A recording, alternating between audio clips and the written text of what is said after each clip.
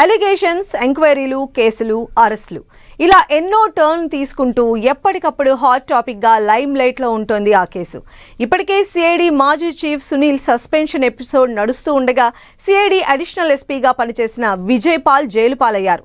ఇక లేటెస్ట్ గా సిఐడి డిఐజీగా పనిచేసిన ఆఫీసర్ ను బీహార్ కు వెళ్లి మరీ అరెస్ట్ చేశారు ఏపీ పోలీసులు. ఇక నెక్స్ట్ టార్గెట్ ఆ పెద్ద ఆఫీసర్ అయిన రఘురామ కస్టోడియల్ టార్చర్ కేసు ఎక్కడి దాకా వచ్చినట్లు ఇంకెన్ని మలుపులు తీసుకోనుంది.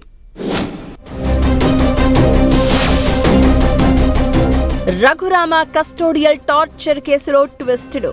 సిఐడి మాజీ ఆఫీసర్ల చుట్టూ బిగుస్తోన్న ఉచ్చు. ఇప్పటికే సస్పెండ్ అయి కేసులు ఫేస్ చేస్తున్న సునీల్, జైలుకు వెళ్లిన ఐపీఎస్ విజయ్ పాల్, మరో ఐపీఎస్ అరెస్ట్. బీహార్కు వెళ్లి సునీల్ నాయక్ను అరెస్ట్ చేసిన పోలీసులు. Deputy speaker Raghurama Krishnamraju custodial torture కీలక మలుపులు తిరుగుతోంది. ఈ కేసులో A6 గా ఎలిగేషన్స్ ఫేస్ చేస్తున్న బీహార్ క్యాడర్ ఐపీఎస్ అధికారి సునీల్ నాయక్ను ఏపీ పోలీసులు పాట్నాకు వెళ్లి అరెస్ట్ చేశారు. అయితే ఆయనను ట్రాన్సిట్ వారెంట్ పై ఏపీకి తీసుకురావడానికి అడ్డంకులు ఏర్పడ్డాయి. బీహార్ పోలీసులకు ముందస్తు సమాచారం ఇవ్వకుండా, అరెస్ట్ వారెంట్, కేసు వివరాలు చెప్పకుండా సునీల్ నాయక్ను ఎలా అరెస్ట్ చేస్తారని బీహార్ హైకోర్టు ప్రశ్నించి ట్రాన్సిట్ వారెంట్ జారీకి నిరాకరించినట్లు చెప్తున్నారు. ఇక నిందితుడు సునీల్ నాయక్ అరెస్టు సమయంలో పాట్నాలో హై డ్రామా చోటు చేసుకుందని కూడా తెలుస్తోంది. బీహార్లో ఐజీగా పనిచేస్తున్న సునీల్ నాయక్ గత ప్రభుత్వంలో డిప్యూటేషన్ పై ఏపీలో పనిచేశారు. ఏపీ సిఐడి డిఐజీగా ఆయన పనిచేసిన సమయంలో నాటి ఎంపీ, ప్రస్తుత deputy speaker Raghurama Krishnamraju arrest జరిగింది. అప్పుడు రఘురామపై కస్టోడియల్ టార్చర్ జరిగినట్లు 2024లో కేసు నమోదైంది. ఆ కేసు బేస్గా అధికారులపై చర్యలు తీసుకుంటూ ముందుకెళ్తున్నారు పోలీస్ అధికారులు. సిఐడి మాజీ చీఫ్ ఐపీఎస్ అధికారి సునీల్ కుమార్ పై ఇప్పటికే సస్పెన్షన్ వేటు పడింది. ముందస్తు అనుమతి లేకుండా విదేశాలకు వెళ్లడంతో పాటు మాజీ ఎంపీ, ప్రస్తుత డిప్యూటీ స్పీకర్ రఘురామ కృష్ణంరాజును వేధించిన కేసులో ఆయనపై అభియోగాలు ఉన్నాయి. 2020 నుంచి 2024 మధ్య పివి సునీల్ కుమార్ ప్రభుత్వ అనుమతి లేకుండా విదేశాలకు వెళ్లారనే ఆరోపణలు ఉన్నాయి.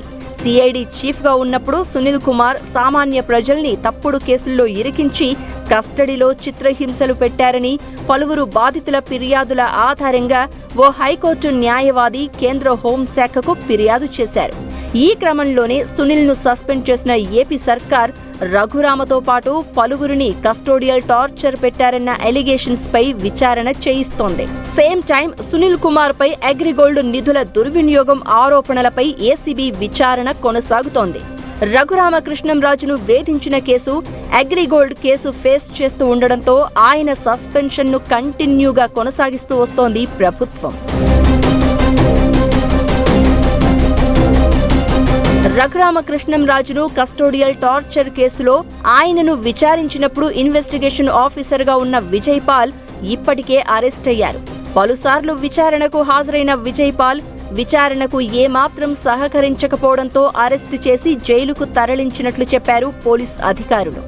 అప్పటి ప్రభుత్వ పెద్దల డైరెక్షన్లో సునీల్ కుమార్, సునీల్ నాయక్, విజయ్ పాల్ రెచ్చిపోయారని, రఘురామ కృష్ణంరాజును చిత్రహింసలు పెడుతూ లైవ్ వీడియో చూయించారన్న ఆరోపణలు ఉన్నాయి.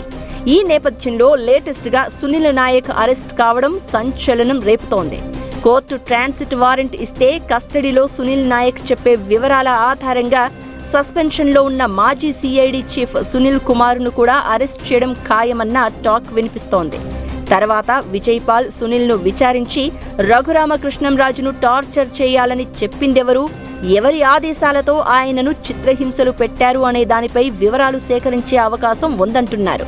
అంతేకాదు టార్చర్ పెడుతున్నట్లు లైవ్ వీడియో ఎవరికి చూపించారనే దానిపై కూడా ఆరా తీసే ఛాన్స్ ఉందని చెప్తున్నారు.